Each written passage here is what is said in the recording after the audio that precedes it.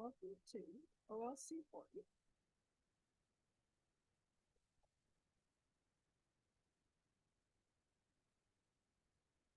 Welcome to OLC 40. Welcome to OLC 40, Term 1B, Class 7, Unit 1, Assignments Number 1, Thursday, November 23rd, Teacher Jillian Percy. I apologize if you heard me several times. We're having some problems over here on the our end. Okay, here is the contact page. Whenever you hand in work, please send it to student.work@nnec.on.ca. This way the secretary can log in that you submitted the work. Please include your full name, the course name, assignment number and name. If it asks you for a rough and a good copy, please label which is which and include them both in the same email. These are all the different ways you can connect to the recording. If you're trying to reach me, jillian.percy@nnecschools.org is the best way to do it. I do have Facebook, but I admittedly do not check it as often as I should. And YouTube, capital G, capital P, ERCY space, capital W, AHSA. This is where I post the recordings after we finish them. So if you aren't able to attend class live, that's fine. Just go ahead and listen to it. This is Term 1B. There are other classes on there from Term 1A, but go ahead and follow these ones now because they go a little slower and try and explain things a little more thoroughly, I think. Sorry for my voice. Oh, if you need to take a photograph of an assignment, please send it as an attachment. If you just put it right in the email, it's actually very hard for us to print off. Okay. So today's objectives. We are going to understand and identify adverbs in a sentence. We're going to use adverbs to add details to sentences. Complete assignment number 9. Review paragraph structure. Review the writing process of brainstorming and creating a rough draft. Practice self-reflection of your literacy abilities. Create a reading log. And we will also do assignment number 10 if there is time. Okay, so adverbs. Adverbs are words that describe a verb, another adverb, or an adjective. Often in school, they only mention the first one, but the other ones are important as well. So the boy is running quickly. Quickly is the adverb, and it's describing how he is running. Very quickly. Very is an adverb describing the adverb quickly. So it's not describing this, it's modifying quickly, like it's extra quickly. The boy is surprisingly fast. Surprisingly is describing the adjective fast. Now, a lot of times people don't recognize that as an adjective because it's at the end of the sentence, not at the beginning, but it is. Okay, what counts as an adjective? An adjective can be one word, like soon, now, easily, perhaps, always, tomorrow, extremely. Or it could be an adverbial phrase like next week, more successfully, for fun, before the holidays. Or it can be an adverbial clause. Remember that a clause must have a subject and a verb.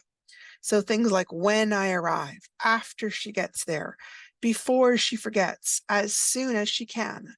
There are even conjunctive adverbs, but those are a bit complicated, so we will leave them for now. And my apologies, I've tried to get this problem solved and I can't seem to quite get it to stop doing this. I'm going to talk to our tech person later on today and hopefully I will get this to stop. Thank you so much for your patience. Hang on. Did that. Okay. What do adverbs tell us? They can tell us multiple things. They can tell us how something is done. Those types of verbs often end in ly. These are the typical ones that we think of when we think of adverbs. The old lady walked carefully. He quietly crept out of the room.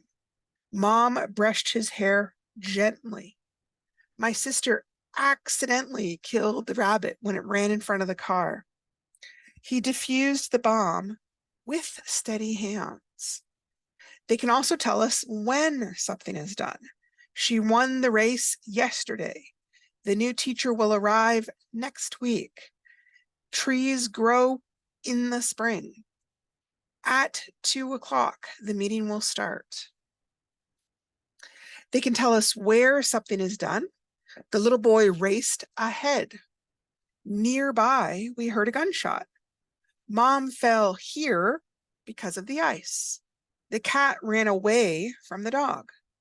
Flowers were blooming everywhere. They can also tell us why something is done. He ran for fun. She lied to protect him. To lead them astray, the criminal planted false evidence. They can also tell us under what conditions something is done. Now here we're getting a little trickier, okay? We will have a picnic unless it rains. He will probably be hungry by 9 o'clock. Perhaps they can celebrate tomorrow night, or tonight, sorry. We will go tomorrow, provided we get time off. Sometimes they will tell us to what degree something is done. At that point, those adverbs are usually describing another adverb or sometimes an adjective. So he is barely helpful most nights. They are utterly horrible to their sister. The cops are almost there. She crossed the ice very carefully. Now, at these points, you can see it comes right before the adverb or adjective that it's modifying. Will that stand out? Oh yeah, it'll work. Okay. Utterly, and it's describing what level of horribleness, right? Extremely, all the way there. Almost there, and very carefully. Okay. Oh, there we go. Where do adverbs go in a sentence? Adverbs have multiple places they can go, which is one of the main things that makes them a little bit tricky.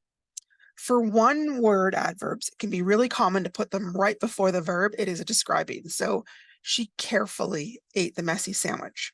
He sincerely hoped that his ex was happy. However, sometimes we put it right after the verb. She screamed loudly when she saw the ghost. The snow fell gently to the ground.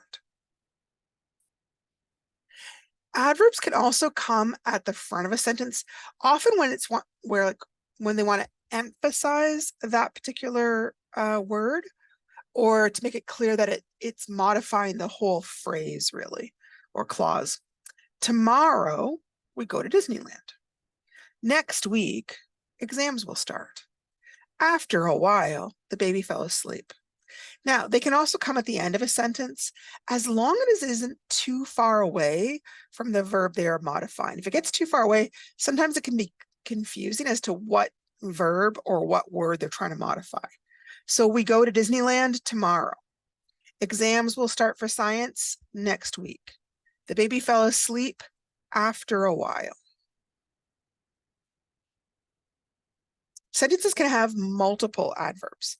The tree fell quickly to the ground due to the wind.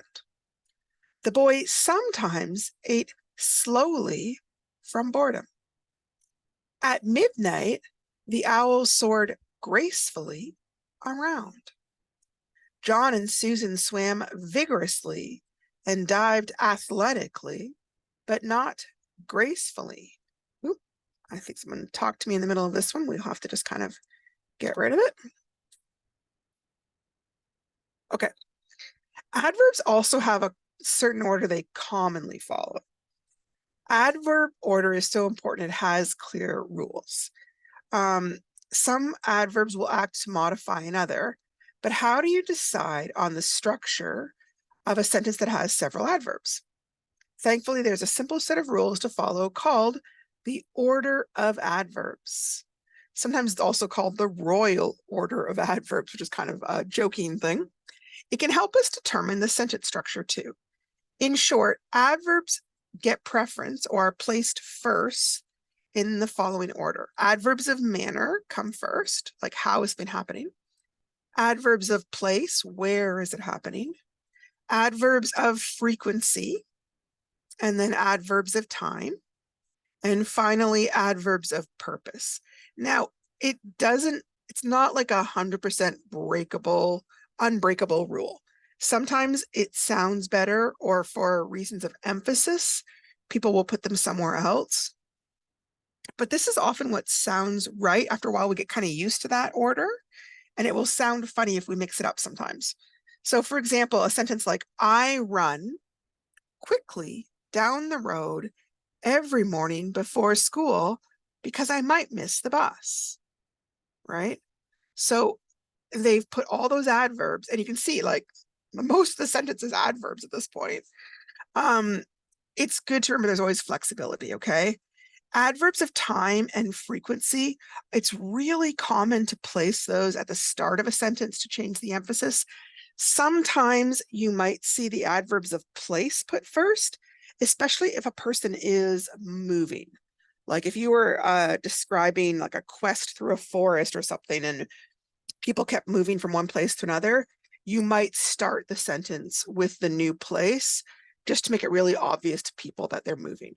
So emphasis is always an issue as well. Okay.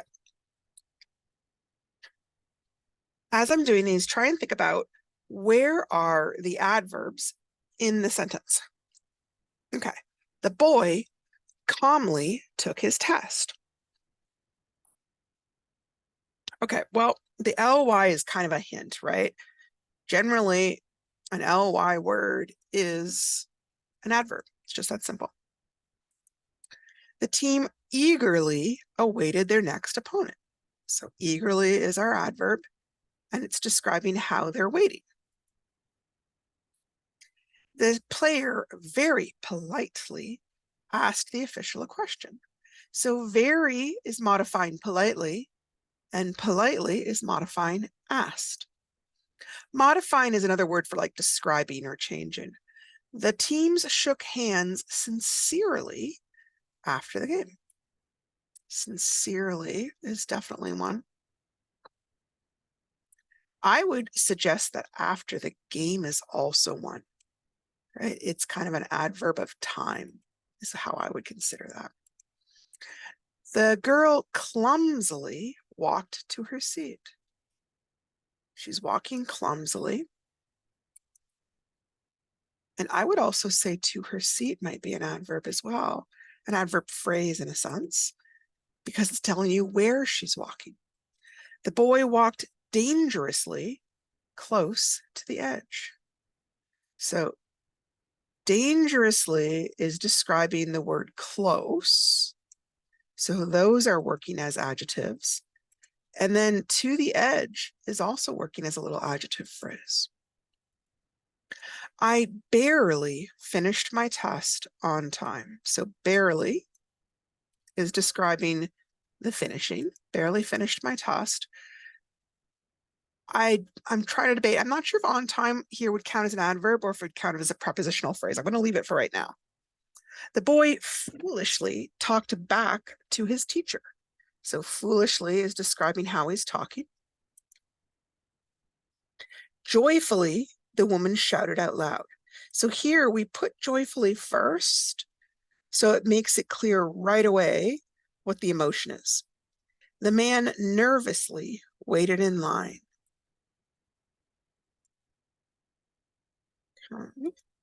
Tomorrow, I am going to the movies. Okay, where is the adverb there? The word tomorrow is a time word, and it's describing when that action is going to happen. So even though it's not an ly, it is still an adverb. He sincerely asked me to move seats. So where's the adverb? Sincerely. And it's describing how he's asking. I jumped sleepily into bed at night. So sleepily for sure. Now, I want to point out, you could also suggest that into bed is telling us where they're going. And at night is telling us when it is happening. Okay. Mom drove here in her car. So where is the adverb here? All right, here is in itself, it's a place adverb essentially. Okay, drove here in her car. I'm going to leave that for right now. I think I would consider that more of a prepositional phrase. Okay. So we're going to move on to assignment 9. This is the journal entry about learning. Basically all of our, well, most of the lessons, I won't say every single lesson, but most of the lessons end with a journal entry that kind of reflects on what we learned in that lesson. Because remember, there's multiple assignments per lesson, okay? So this one is worth 15 marks, okay? It assumes that you've read chapter 1 and that you've done some reflecting and writing on chapter 1 already. For this assignment, your task is to identify the behaviors and the attitudes that you need to promote your own learning. You were to write 3 paragraphs based on the questions and information below. Each paragraph should be at least 5 sentences in length. Use the information in the sentences below to help you organize each response. Before I even go any further, having marked quite a few of these at this point now, the biggest problem I notice for many students is that they end up responding to each individual question rather than trying to write a unified paragraph. So after I read this through, we're going to look at what a paragraph is again to make sure that you understand that part, because it's a really crucial part of this, okay? It's kind of our beginning to start to write in multiple paragraphs. So paragraph 1, they want you to talk about, in order to promote your own learning, that is, to help yourself learn, you must be an active participant. What does that mean to you with regard to this course? Do you feel that you are an active participant? Explain why you feel that you are or are not an active participant in the course. Include any difficulties you may be experiencing, and also any ways you feel your teacher may be able to help you participate more effectively. Paragraph 2. On a scale of 1 to 10, how confident are you in your ability to improve your literacy skills, reading, writing, speaking, etc.? Comment on any barriers you feel may come across on the way to improvement, and be sure to talk about how your teacher can help you feel confident in your ability to improve. Paragraph 3. In order to promote your own learning, you have to be persistent or determined, and you have to practice your skills. You also need to be willing to reflect on your learning process and learn from your mistakes. Use the ideas in the preceding paragraph to talk about your own persistence, practice habits, willingness to reflect, and learn from your mistakes in this course. Okay, so quick review of the paragraph format, okay? Remember that we kind of use the hamburger as a visual for it. And the idea is that there's a bun up top and a bun on the bottom, and that represents the topic sentence or the opening sentence and the concluding sentence, which should echo each other. They should kind of restate each other. And then in the middle, you've got all the juicy bits where you should be giving the different details that help support your main idea. And the way I've sometimes heard this summarized is, tell them what you want to talk about it, then tell them what you talked about. It's kind of a little bit silly, but just a quick way to remember it. Okay, so how do we apply this information about paragraph format? So one key aspect of a paragraph is that it always starts with a topic or an opening sentence that serves as a broad introduction to the overall details of the paragraph. So let's look at the overall theme or topic to each paragraph. So here's the first one. And it's talking about promoting your own learning, helping yourself learn. You must be an active participant. That's the main topic, being an active participant. And all the questions after that are just kind of meant to help you flesh out that topic with lots of details to help you understand and explain why you are or are not being an active participant in this course. And then topic number 2 for paragraph number 2, on a scale of 1 to 10, how confident are you in your ability to improve your literacy skills? So that is basically your topic. How much confidence do you have in your own ability to improve your literacy skills? You may have lots of confidence. That's great. Explain why you feel so confident about your skills and your ability to improve. You may have little confidence. That's fine too. Explain why you don't feel very confident. And then if you have any ideas on how I might be able to help you either way, this is the place to suggest those ideas to me. All right, and then paragraph 3, it says, in order to promote your own learning, you have to be persistent and you have to practice your skills. So, and then it also talks about you need to be willing to reflect on your learning and learn from your mistakes, and Use the ideas to talk about your own persistence practice habits, willingness to reflect and learn from your mistakes. This one's a little bit harder to recognize because they're just kind of jumping from one thing to another. But I think I would say that the overall topic is, how can you help yourself learn? And then they suggest several ways: by being persistent, by giving yourself practice, by reflecting on your work, by learning from your mistakes. Those different ways basically give you a whole bunch of ideas on how to fill up the details of that paragraph. Okay, so remember that we always try and brainstorm some ideas before we write so that we have something to write about. It really is easier to write a paragraph if we've spent some time first thinking about our ideas, because then we have to put our ideas into good sentences. But if we're trying to do it all at once, it's kind of can be a lot to juggle in your brain. If you're remembering your idea, thinking about the spelling, thinking about grammar, thinking about how to make it sound wonderful, all those kind of things can be a lot to think about at once. So for the first paragraph about being an active participant, here is some possible brainstorming that I did. Active participant: listen to classes, attend Zoom classes, if possible, ask questions by email or phone, do the assignments. Me, yes, I listen to some classes. I do the assignments. No, I don't attend Zoom classes or ask questions much. Help, time management, and I don't always understand. So then I want to put those brainstorming, those little jot notes, into good sentences, okay? Because right now, that doesn't count as a rough draft, okay? If you tried to hand me in this, hang on. Yeah. If you tried to hand this in to me, I'm gonna put it in great big things here. This, I won't take that as a rough copy, okay? It doesn't count. These are just your notes and ideas. Here is an actual rough copy. So an example of a paragraph might be, I think being an active participant is an important part of any course.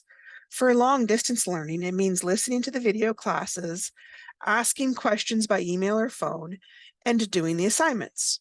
Right now, I am only occasionally listening to classes. I have felt shy about asking questions, but sometimes I don't understand what the assignment wants me to do. I should probably try emailing you my questions. Then you can help me understand what to do. Overall, I should listen to the classes more as well. Overall, I need to become a more active participant. So that's a sample paragraph.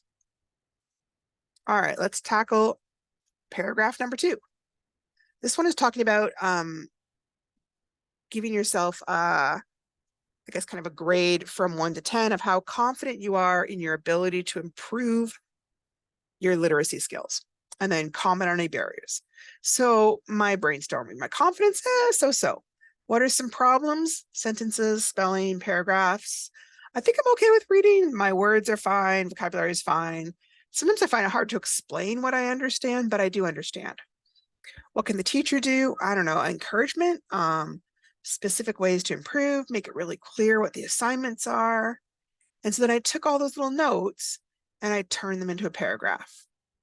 I feel somewhat confident in my ability to improve my literacy skills. So I'm probably around a 5 out of 10. I think my reading skills are pretty strong. I understand what I read pretty easily, but sometimes I have a hard time putting what I think into words. Writing is a lot harder. I'm not always sure about how to know when a sentence stops. I find spelling hard. I don't really understand paragraphs at all. The teacher could help by making it really clear what I need to do to improve. If she gives specific examples, that would be the easiest way for me to understand. Now, you might write something very different, and that is totally fine. I'm just kind of giving you an example. And then paragraph 3, my brainstorming is persistence. Do a little bit every day, hand it in, even if I hate it. Practice, pick a skill to practice. Notice what mistakes I make. Target those mistakes in the next assignment. So here I wanted to kind of walk through how to do this with you, okay?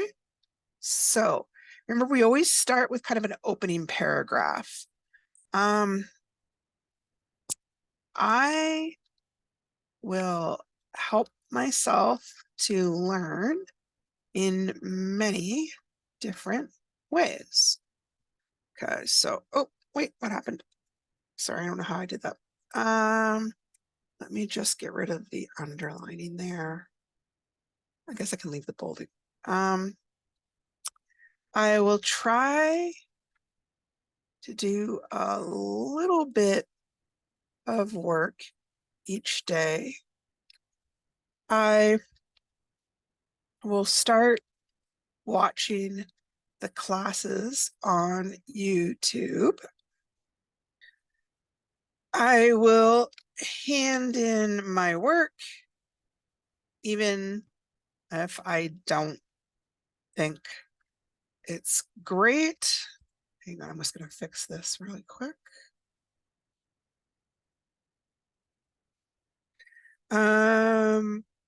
Mistake.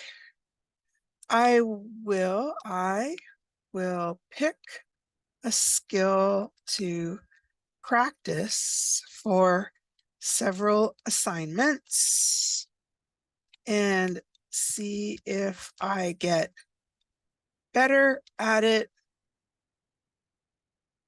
in the next assignment.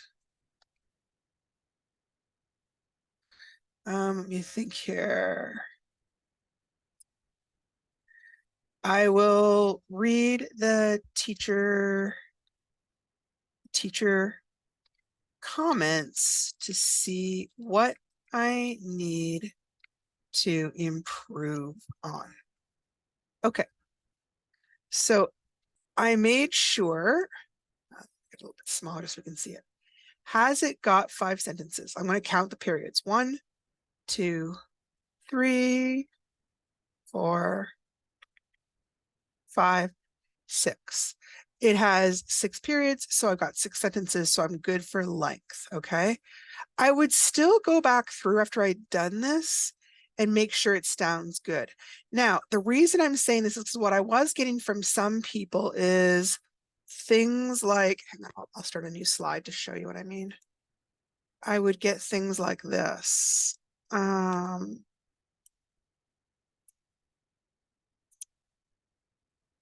I am 7 out of 10. And they go down a new line. I feel very confident in my abilities in this course. And then they go down. So when you're doing a paragraph, hang on a second, right? We don't start a new line for each sentence, right? I'm just going to keep on writing something. Hang on, you know what? I'll dump this in here just to kind of show you what I mean. Oops. Copy.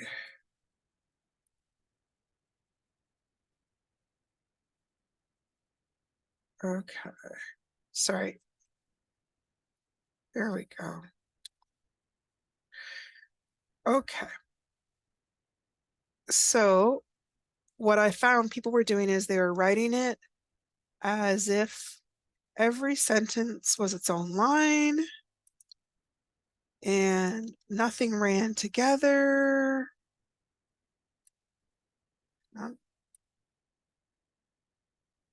Okay, so I want to point out this is not paragraph format, right? This is a list. A paragraph format has to have the sentences follow one after another. Now, I've got quite a wide screen just because of how I'm doing this, but you can see this is completely different, okay? You have to run the sentences together for each paragraph. Now, to separate the paragraphs, what you would want to do is either put a little indent of like 5 spaces at the beginning of your paragraph, or you could also leave a space and then start your another paragraph. So you would have paragraph 1, and then you'd have a space, paragraph 2, and then you'd have a space, and then you'd have paragraph 3, and you'd be done. Okay, so make it clear that it's in paragraph format. It is part of the marks. Okay, let's see here. Once you have your paragraphs written, try and revise them a little bit. Read it out loud to yourself and think, does it make sense? Did you stay on topic in each paragraph? Did you remember to write at least 5 sentences for each paragraph? Hint, count those periods, okay?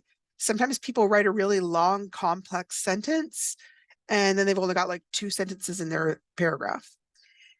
Check and see, are you starting to repeat your sentences or your words? Can you find a different way to say the same kind of idea? Did you write incomplete sentences? Each sentence should have a subject and a verb with a predicate. Did you write run-on sentences? So if the whole paragraph is one big sentence, that is definitely a run-on sentence, okay? Did you give specific details or were you really vague? Those are all some things to look at as you revise this and do a good copy, okay? Okay, this goes back to the reading log, which I believe we talked about a little bit, but it's coming up again now, okay? You really need to make 2 or 3 copies of this. As you go through the course, you're encouraged to keep a record of the kinds of things you're reading away from this course, such as websites, emails, texts, magazines, newspapers, and any other reading you may do. This log becomes part of your literacy portfolio, which is part of lesson 20, our very last lesson. Try and fill it in every day.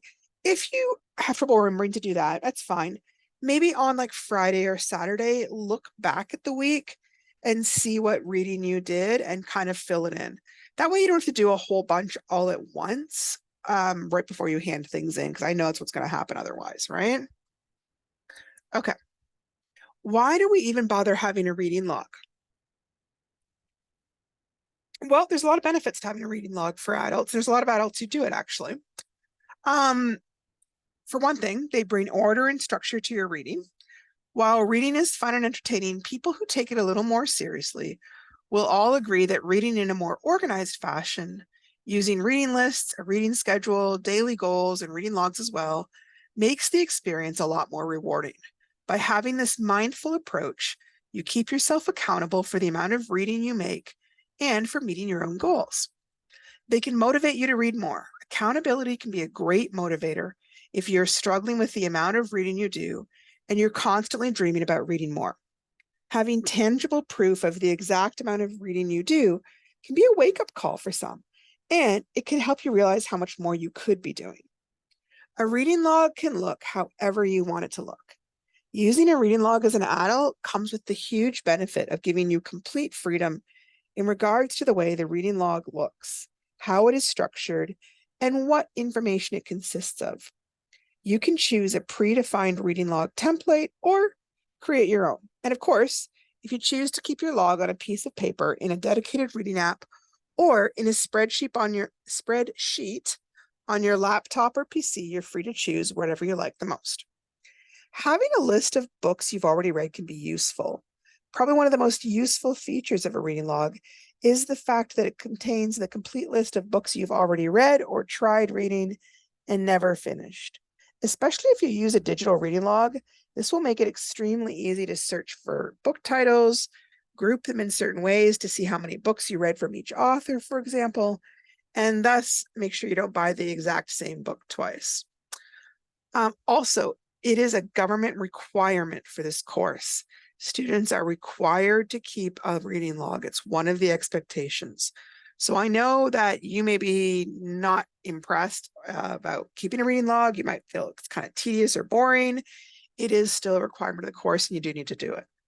Here's just some examples of how some adults keep track of their reading. Some of them, isn't this kind of cute? They do little pictures of the covers of what they read. Some have like a little bookshelf and they just write the name on the spine. Some people keep like a little more information here. Some even do like a little book review of each one. Anyway, this is a thing that adults do as well. So I don't want you to feel that it's just too young or anything. Okay, reading log, what counts? Literally, anything you can read counts to put down in your reading log. So I'm going to try and create a list here to help you be open to all the reading that's around you. Reading you do at work, schedules, health and safety posters, public safety posters like hand washing methods for COVID, emails, letters, invoices, receipts, staff handbook, machine manuals, benefits packages, company newsletters, work reports, calendars, inventories, a database, lists, phone messages, special events notices, new procedural notices. Reading log. There's all sorts of reading involved in social and electronic media. Memes, Twitter messages, or I think it's called X now, personal emails, promotional emails, messenger texts, phone texts, Facebook ads, Facebook news, friends posts, blog posts, online newspaper, online magazines, Discord messages, WhatsApp, Snapchat or Instagram, Reddit, Tumblr, dating sites, recipes, transcripts, craft instructions, sewing instructions, repair instructions, troubleshooting media problems, game hints and cheat codes, movie, book, game, and product reviews. Those are all things that could be put in your reading log. School communications. You might be a parent and be getting school communications, newsletters, permission slips, school notices, report cards, behavioral notices, IEP reports, team communications, fundraising letters and memos, posters, busing information, communication apps like Classroom Dojo, personal and community. You might be getting election notices, rummage sale notices, bingo notices, community reports, cards and letters, legal documents, medical documents. Also, of course, we have traditional reading materials, things like short stories, children's books, newspapers, plays, interviews, magazines, poems, song lyrics, religious material like the Bible, Torah, the Quran, novels, anthologies, graphic novels, comic books. And there's also reference materials, things like dictionaries, thesaurus, encyclopedia, atlas or maps, transportation schedules and tickets, telephone books, yellow pages, textbooks, rhyming dictionaries. Those are really helpful if you write poems or song lyrics, nature guides, recipe books, car manuals. So here is an example of a sample reading log. And like I said, try and do one every week. You really, it would be so hard to not read as long as you're not right out in the bush. If you're out in the bush doing hunting, you're probably not doing the course right now that week, at least anyways. So don't worry about that. But if you're living on reserve or in town, there's just so much print everywhere. And if you're on social media at all, huge amounts of social media involve typing and reading. So those would all count. So here is an example. I just did 5 little entries. So first you give the date, then what type of text it is, like what format, title or the author or both, the length of time you read or the number of pages, either way, and then a main idea or a quick comment about what you read. So November 14th, I read a recipe, that's the format. Easy Meatloaf was the title. Took me about 10 minutes to read, and the main idea is how to make a quick meatloaf. November 15th, I read a movie review. Matt Seitz's review of Oppenheimer. That took about 20 minutes. It's a very long review. And he seemed a little bit put off by the use of close-ups. November 16th, I read a novel, 2 chapters in The Lincoln Lawyer. That was probably about 15 pages, just introducing the characters and stuff. Not really sure if I like it yet. November 17th, a birthday card or a letter from my aunt. There's no title, just my aunt. About 10 minutes, and she's just catching me up on news at her house. November 18th, product reviews. I was looking at chainsaws on Amazon. It took me about 30 minutes to read all the reviews I wanted. Still trying to decide which one was the best one for the money we have. Those are all just kind of examples of mostly non-traditional sources of information. All right, so I'm including assignment 10 here because it kind of seems related to the reading logs. And this assignment has kind of 2 parts. Part 1 just asks you to list the 12 things you've read. We've just brainstormed a huge list of things, so this should be very easy to do. This doesn't have to be things you've read. It could be anything anyone kind of reads, basically. Part 2 asks you to comment especially on the type of reading you actually do outside of school. Do you like reading? If so, explain why and what you like about it. If you don't like reading, that's fine. Just explain why and what you don't like about it. Remember that part 2 must be at least 5 sentences long and in paragraph format. Remember that in a paragraph, the sentences follow one line after another and are not separated by a space or a line. Between paragraphs, you would separate by a line if you wanted to. So assignment Ted says, what do people read? There are a variety of forms of reading and writing, of course, that we come across each and every day of our lives, from text messages to directions to essays and novels. Take time to brainstorm at least 12 things that you are required to read during your time in high school and other things that you and other people read. You can include the types of reading that are mentioned in the question, but do not limit yourself. If there are written words involved, then it counts as reading. And there's like a little cloud, and they want you to see here in this cloud, they want you to write the things that you read in that cloud. So then down here is, so this is worth 5 points. Down here is with another 5 points. In a paragraph containing at least 5 sentences, comment on the type of reading that you do away from school. Do you like reading? And if so, why? If not, why not? Okay, so just a quick word about opinions. There are going to be a lot of assignments throughout this course that ask your opinion on a topic. And I want to reassure you, there is no right or wrong opinion on a topic in this course. I am only looking at how you explain your reasons for your opinion. I look at whether you stay on topic. I check to make sure that the reasons you give actually relate to the topic. I also look to see if your reasons are vague or give a lot of details. And as well, I make sure you follow paragraph structure. So please, I don't want you to worry about giving me the wrong opinion or that I might give you less marks if I disagree with you. I really simply look at how you communicate your ideas, not whether I think they're correct. I am totally comfortable giving someone an excellent mark, regardless of whether I agree with them or not. Okay. So here is an alternate topic.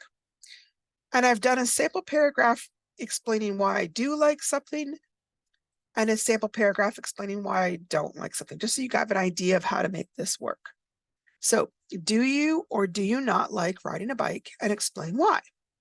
Yes, I do love, I put reading a bike, sorry, riding a bike. My apologies. Obviously, I had reading on my mind. I do love riding a bike. I love using it as an alternative to walking. I can go pretty fast, and I love feeling the wind in my hair. It's fun to take the bike set with my husband or my kids and take a ride together. I also enjoy being able to go further than I can walk. I don't have to start up the car, and use all that gas or hurt the environment. Riding a bike is both fun and useful to me, okay? So I answered the question, I gave a bunch of details, and then I kind of echoed my first sentence again. Now over here, we're going with the no idea. No, I don't like riding a bike. It really hurts my knees, and I find I can't go very fast. I get tired out biking so much quicker than when I walk. Plus, I have a terrible time getting up hills. I always end up getting off the bike and just walking it up the hill. Well, why not just ditch the bike in that case and simply walk? I just find biking is a lot of hard work for not a lot of reward. It's just an activity that I don't enjoy much at all. Okay. Okay, we've got about 5 minutes. I am going to try and start this. If we don't get finished, we'll look at it tomorrow. I just really like how she OREO is going explains to be an acronym. how It's to do going to this. help us remember all the parts that are needed in opinion writing.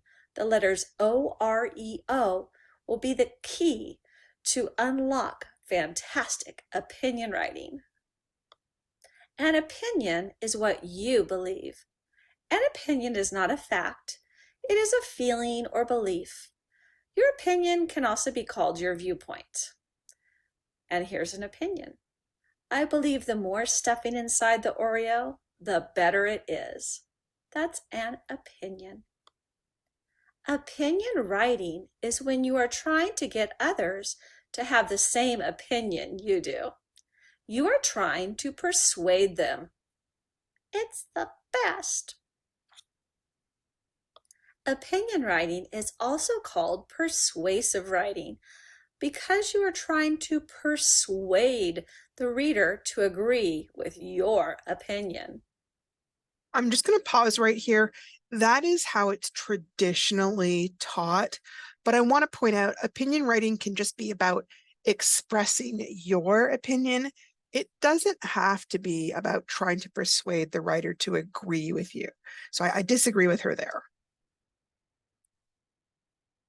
When doing persuasive or opinion writing, you often start with certain sentences or phrases, like, in my opinion, I think, I believe that, I feel that, my opinion is. And that's how we start off so people know it's opinion writing. Let's check out how it's like an Oreo cookie. So an Oreo cookie starts with the first part, the crunchy chocolatey cookie. That's your opinion. The first thing you're going to do when you're writing is state your opinion using one of those phrases that we just saw. Then it's time for the creamy filling. You're going to give reasons why your opinion is so great and examples that support your reasons. Then you're going to finish it all off with another crunchy opinion cookie. Hey, check it out. O-R-E-O. Oreo. That's the Oreo in Oreo opinion writing. I'm going to read this opinion paragraph to you. You can see it's color-coded, and I want you to see. Can you identify what parts of the Oreo you are seeing or listening to in this persuasive paragraph? It's called The Best Place to Go on the Weekend. The best place to go on the weekend is the beach. There are lots of fun things you can do at the beach. For instance, you can play chase with the waves. Also, you can go swimming or boogie boarding. You can play in the sand or build a sandcastle. Another reason the beach is the best place to visit is because it is a great place to relax with your family. Just laying on your towel watching the waves is a great way to relax. Many people enjoy closing their eyes and listening to the sound of the ocean. In my opinion, the beach is the best place to visit. Now, you might have got that this Oreo is helping to identify the different parts of this persuasive paragraph. So we can see we started it off with. I want to pause it just for a second because I want to point out, even though she ended with the phrase, in my opinion, she didn't actually introduce it with, in my opinion. You don't have to state it both times. When you're saying the best place to go on the weekend is the beach, because you're saying best and you're making this kind of unilateral statement, it's very obvious that it is an opinion, because someone else might think that the best place to go on the weekend is the shopping mall, or the best place is to go to the woods, or to get in your car and drive. So it is kind of obvious that opinion, but you could start with, in my opinion, and then do this one at the bottom. Okay, so I like how she puts the reasons here. So here's a reason. There are lots of fun things you can do at the beach. Then she gives an example of what those fun things are. For example, you can play chase with the waves. Also, you can go swimming or boogie boarding. You can even play in the sand or build a sandcastle. Then she gives you another reason. Another reason the beach is the best place to visit is because it is a great place to relax with your family. And then she gives you an example of what relaxing would look like. Just laying on your towel, watching the waves is a great way to relax. Many people enjoy closing their eyes and listening to the sound of the ocean. I often think of this kind of writing as you're sort of like slowing right down and taking things a little tiny bit at a time. And I think that in writing, we're often used to summarizing and putting a whole bunch of ideas very quickly. but this is like, it's slower writing. We're really like, you know how sometimes they do like a close up in a movie and they look at things in detail? That's the kind of writing that we are doing with this. So our time is up. I won't have time to finish this. Maybe we'll take a look at it tomorrow because we do talk about opinions all over the place in this course. Comes up over and over again. If anyone's having trouble with anything, give me a phone call. I'm on lunch break for the next hour, but then I will be back for a few hours and we'll be right in the office and you can always call me and talk to me there. Okay. Talk to you on Monday or later on if you give me a phone call.